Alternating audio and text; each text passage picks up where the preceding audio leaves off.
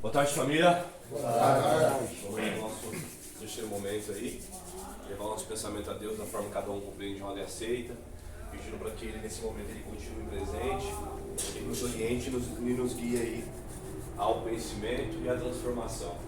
Levar também daquele companheiro que sofre qualquer tipo de transtorno, que ele possa encontrar um tratamento ou um autoconhecimento e uma ajuda, seja ela qual for. Instante a oração. Oração. Deus, conceda a serenidade para aceitar as coisas que eu não posso modificar, coragem para modificar aquelas que eu posso e sabedoria para reconhecer a diferença entre os. Familiar, vamos te dar a continuidade aí do processo, né, dos pensamentos construtivos. A gente iniciou falando de atitudes negativas, né? E agora a gente vai dar a vara, vamos dizer assim, para que nós possamos pescar o dia de hoje. Para isso, nós precisamos de ação, nós precisamos de foco, muito trabalho, né? Para que a gente consiga, né, uma resiliência dentro de uma recuperação. Porque a tendência é começar e no período a gente voltar para a zona do conforto, né? Existe um ditado que diz assim: se eu paro de trabalhar ou de lutar contra o meu passado, ele vai me alcançar, né? Ou se eu esqueço o meu passado, ele vai me alcançar, né? Pode ser usada aí essas duas analogias nesse caso, né? O primeiro ponto, família, que eu quero observar para vocês é uma questão de observação, tá? É uma questão de você aqui, ó, na parte que observem se você está tendo as seguintes atitudes. A primeira atitude que nós devemos ter é consciência, né? Consciência. Nós não conseguiremos mudar o comportamento, né? Ou uma personalidade destrutiva, ou um pensamento destrutivo, ou um comportamento manipulação. Qual é o outro?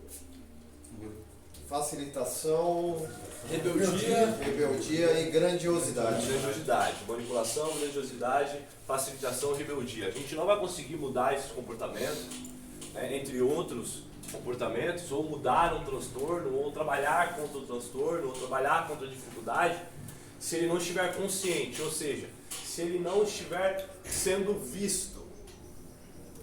Né? Mas não, como vou modificar aquilo que eu não enxergo? Né? Para isso eu tenho que superar a negação. Né? A negação é quando eu nego que eu tenho uma problemática. É quando eu nego que eu tenho um transtorno. É quando eu não quero enxergar a dificuldade que eu tenho. E isso afasta de mim a possibilidade da mudança.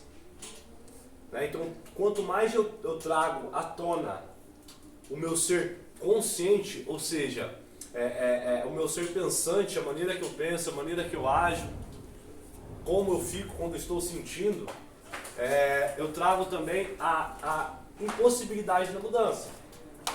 Agora, quanto mais eu me torno consciente dos meus comportamentos, quanto mais eu me torno consciente da minha maneira de pensar, né, eu vou saber o jeito que eu estou agindo. E tenho a oportunidade de parar e pensar assim: bom, esse comportamento está me afastando ou me aproximando da pessoa que eu quero ser?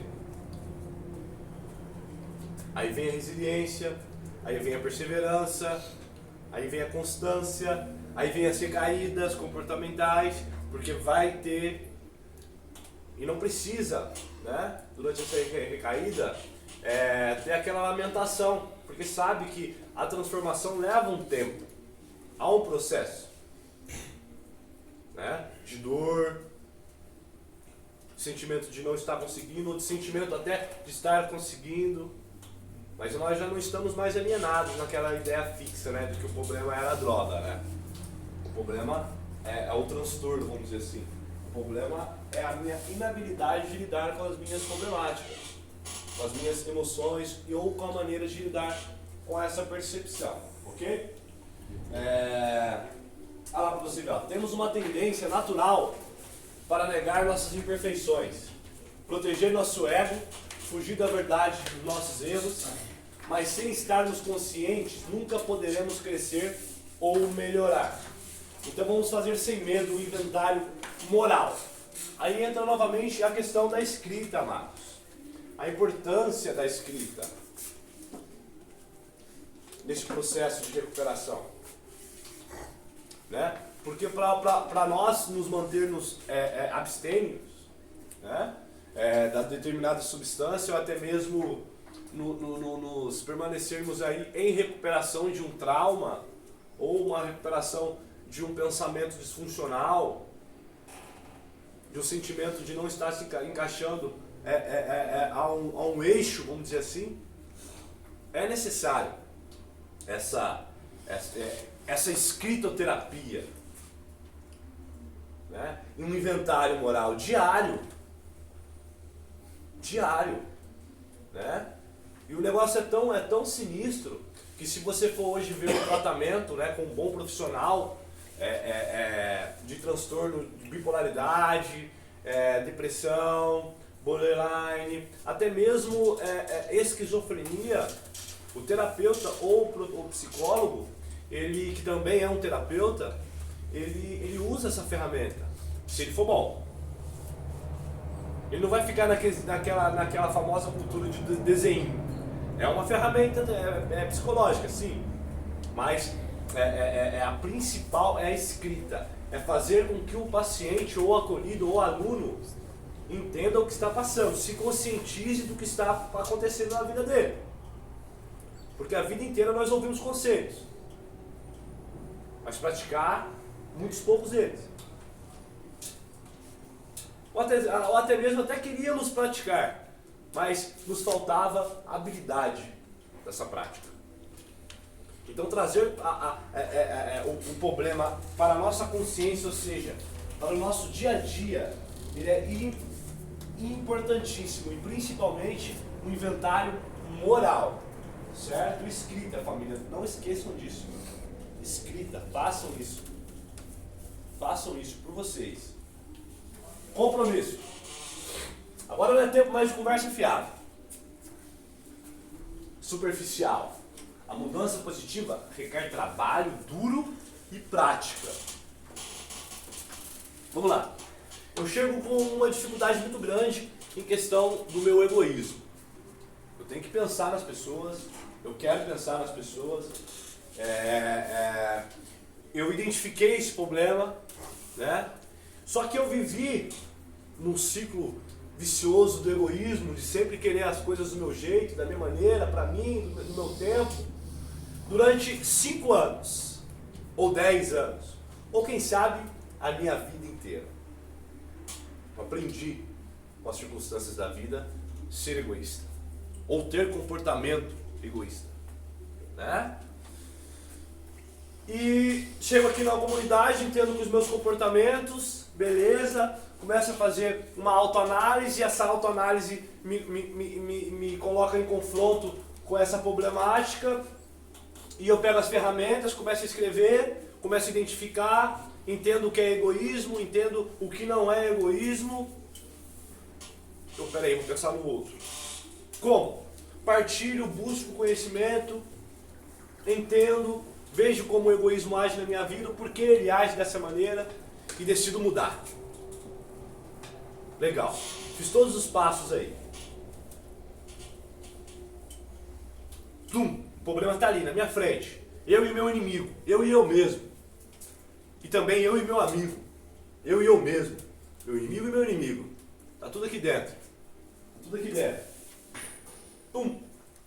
Vou falar. Agora eu vou mudar. Vou começar a pensar nos outros também. Vou aprender a me colocar no lugar dos outros. Vou aprender a ver o ponto de vista do outro e aceitar esse ponto de vista do outro. Sai motivadaço da reunião. Sai motivadaço. Ou seja, comecei com uma verdade. Mas não pratico, não escrevo. Desde quando eu cheguei, já estou indo para minha terceira semana, eu estou ouvindo que não tem caderno. Desculpa, mano. Vou ser assertivo agora. quando a gente queria usar, dava um jeitinho, né? É verdade. Dava um jeitinho, né? Desculpa. Dava um jeitinho. Ah, mas não tem tempo. Dava um jeitinho. Ah, mas eu... Para de se manipular, meu. Chega de conversa fiada. A mudança positiva requer trabalho duro e prática. Então nunca chegaremos a um ponto de perfeição. A gente pode aproximar a cada dia, nunca estaremos bons o suficiente. Podemos sempre estar em constante mudança e uma experiência própria que quando você resolve um problema emocional aparece o outro. Isso quando os outros nos jogam uma bagagem emocional dentro da gente. Porque quando você começa a ter autoconhecimento, você começa também a ter o conhecimento das coisas. E começa a identificar comportamentos das outras pessoas. É muito louco isso. Afinal, nosso papel aqui é ser o nosso próprio terapeuta. E o terapeuta holístico, ele vê em um todo. E vocês se tornando seus próprios terapeutas, que esse é o objetivo aqui, vocês vão ter a visão de um todo. É óbvio. Mas se praticar, se trabalhar duro, se permanecer naquele comportamento. Se não, meu amigo, no chance, no chance, no chance. Olha lá. Devemos examinar nossos planos para melhorar. Questione-se. Estaremos facilitando? Tentando encontrar um caminho mais fácil? A mudança não acontece facilmente, mas o esforço não valerá a pena? O compromisso sincero é vital para a nossa recuperação. Consciência, ação.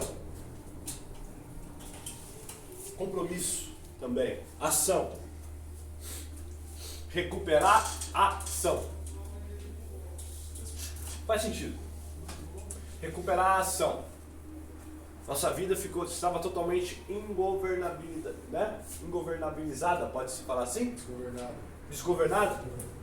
Desgovernada. Obrigado. Estava totalmente desgovernada. Eu e meu trabalho, eu e minha família, eu e meu social, eu e meu Deus, eu e não sei o que, eu e meu relacionamento, totalmente disfuncional, em todas as áreas. O problema foi a substância ou antes já estava desgovernado? Pare para pensar. Já estava a substância só piorou. A substância só piorou. Mas já estava desgovernado. Imagina agora uma pessoa, para comprovar a minha tese, uma pessoa que está entrando em depressão. O problema é a depressão? Não. É antes. Como estava levando a vida. Outros transtornos. O problema é qualquer tipo de transtorno ou antes do diagnóstico? Porque a tendência nossa é quando se algum chegar um médico, chegar e falar assim, você está com isso, ai meu Deus. Fudeu. Aí eu fico me usando de muleta o resto da minha vida. Ah, eu tô fazendo isso porque eu sou. Ah, eu tô fazendo isso porque. Ah, eu tô com depressão, para. Né? Então trazer a nossa consciência e começar a pôr em prática. Ou seja, saber que eu tenho que fazer o 10º passo, colocar em ação esse 10º passo. Mas como fazer? Procurar entender não somente aquilo que eu já sei, mas procurar mais, entender mais e mais a fundo. Nós sabemos que toda vez que a gente lê uma literatura, a gente entende algo novo dela. Então buscar o saber mais, o conhecer mais, não parar somente.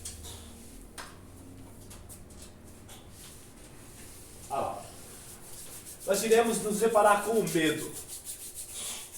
Olha só que palavra muito louca. Medo. O medo, família, está presente em nossa vida desde quando a gente acorda até a hora que a gente vai dormir.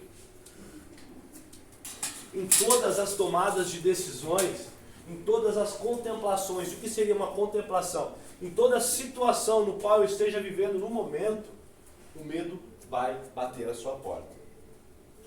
Por quê? Se eu sei hoje, né? Se eu sei hoje que o meu inconsciente, ele rege a minha vida. Como assim, Gustavo? Não é o meu consciente que toma as decisões?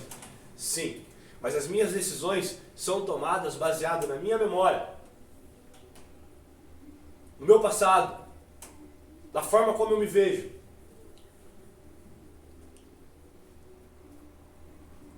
Vivemos no automático. Então, se eu tenho medo do que as pessoas vão achar, se eu questionar uma pergunta na reunião, eu não vou perguntar. E eu não vou perguntar quando tiver uma dúvida no trabalho. Eu não vou perguntar quando tiver uma dúvida no meu relacionamento. Eu não vou perguntar porque eu tenho medo do que as pessoas acham. E isso, eu tenho medo de tomar uma decisão errada. Eu tenho medo de me aproximar das pessoas. Eu tenho medo de confiar nas pessoas. Porque eu nunca vivi daquele jeito. E quando eu vivi...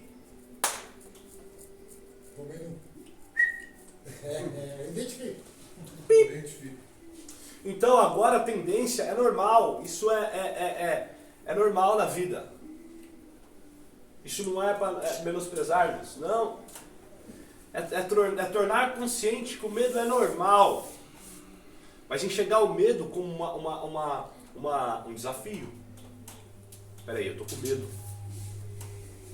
O medo, se você tornar consciente ele, você vai entender. Quero entender que é natural. Natural. Nós não podemos ver as nossas dificuldades como um monstro. Nós precisamos ver como um desafio. Um desafio a ser superado. Que exige prática, ação, determinação, muito trabalho. E entender que leva um tempo, um processo. É um processo, cara. Você vive 5 anos com medo em tudo. Não vai ser em 6 meses, 3 meses, 1 ano, 2 anos, 3 anos, quem sabe, que vai ser superada essa situação. Você aprende, um passinho de formiguinha, você aprende a lidar com isso. E com o tempo, vai se superando, você vai se superando. Você vai amadurecendo nesse aspecto. É fato, mas precisamos tornar consciente. Como, Gustavo? Repito, escrevendo. Escrevendo, olha que ferramenta simples. Escrevendo. Ação, olha que legal. Ação é o ponto de diferença entre o sucesso e o fracasso. Se estamos prontos para mudar, para melhorar e crescer, agora é a hora de agir. Quantas primeiras intervenções temos aqui? Uma. Primeira. 2, 3. As demais são múltiplas. Então, exemplos do que pode acontecer nós temos. Desculpa, não entendi. Múltiplas. O restante é múltiplas internações. Já tem mais de uma internação. Exatamente. Entendeu? Então, assim, então as primeiras sabem que tudo pode acontecer.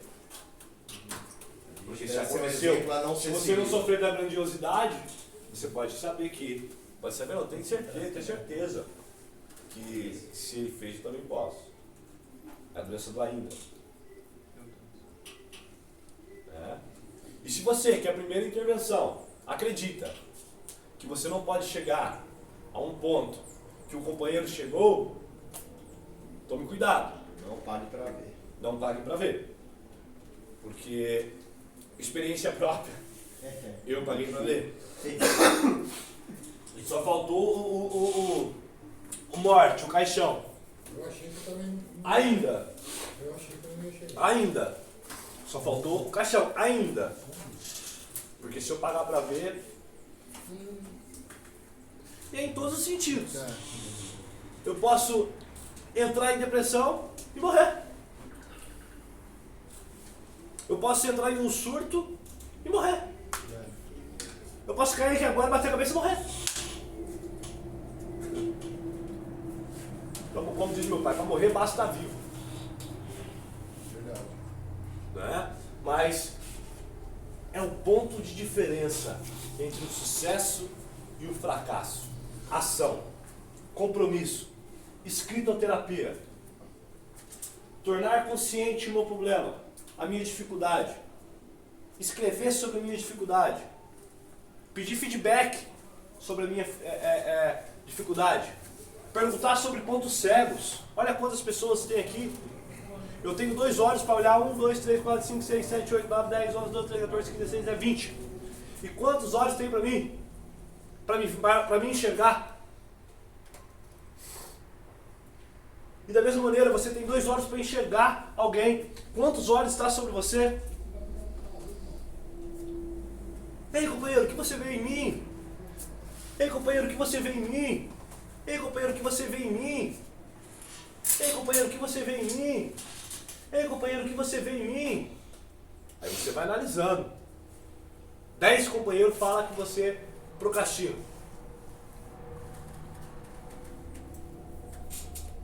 Será? Pare e pensa. Veja seus comportamentos. Torne consciente ou não. Ou continue na negação e espere mais um pouco para resolver esse problema. Afinal, o segredo está na próxima, quem sabe?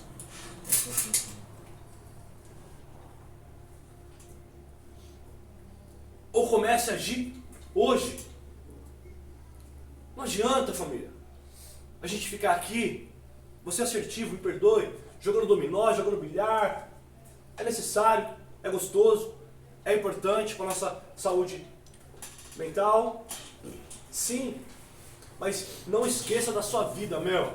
Primeiras coisas. É um processo aqui dentro, vai acabar. Vai acabar. E o que você está fazendo?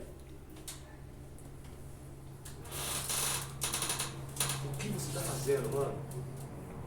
Lá fora, o chicote vai estralar. E se você não estiver preparado, você vai continuar vivendo no automático. Não precisa nem usar, mas vai ter uma péssima qualidade de vida, hein? Aí a transformação vem. Compromisso. Trazer a consciência. Ação. Prática. Trabalho duro. Constância. Aí vem a transformação. O ponto mais importante sobre o nosso pensamento não é destrutivo, podemos mudar nossas atitudes. Sim. Já aprendemos quais as chaves da recaída. A falsidade, que é a questão da manipulação. O desprezo, que é a questão da grandiosidade, a gente despreza. Né? As desculpas e imaturidade. Desculpas é a questão da facilitação. E a imaturidade é a questão da... Eu sou rebelde. Rebeldia. É imaturidade, cara. E de verdade, nós temos que pegar hoje, por exemplo, eu no meu caso, Gustavo, de 29 anos de idade, você entendeu? E ter a capacidade de enxergar o Gustavo de 12 anos de idade ali em âmbito emocional e falar assim, ei, você é imaturo, ei, você precisa crescer nesse aspecto, ei, acorda pra vida, rapaz!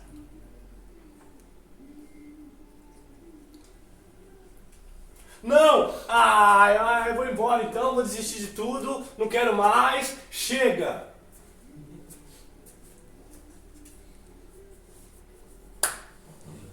Quando a vida me dá um não, cara. Quando eu perdo um relacionamento, quando as pessoas se afastam de mim, quando as pessoas aproveitam do bom coração que nós temos e nos prejudicam, o que vai acontecer?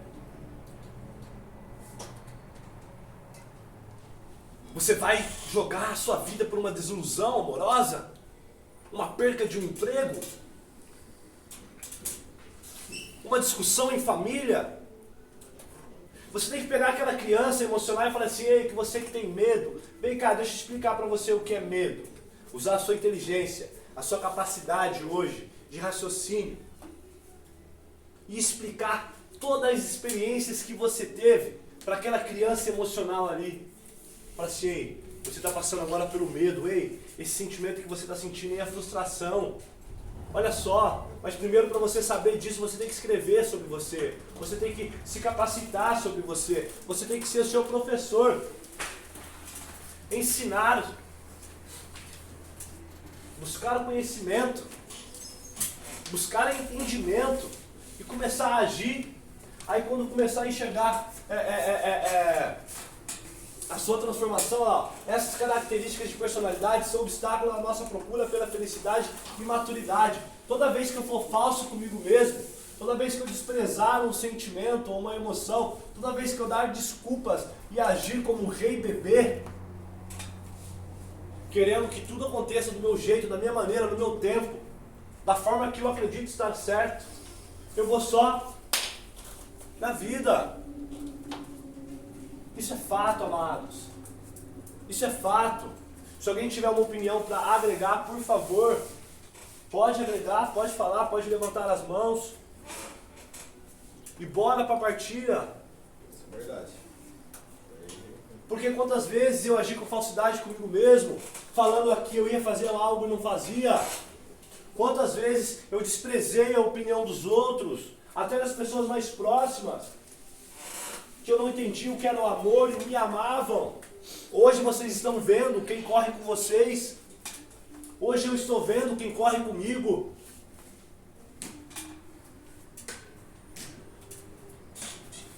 E ainda assim eu penso, caraca, vou sair daqui e vou trombar aquele mano, ou aquela mina. E elas, ó, vem perguntando se eu estou precisando de algum remédio.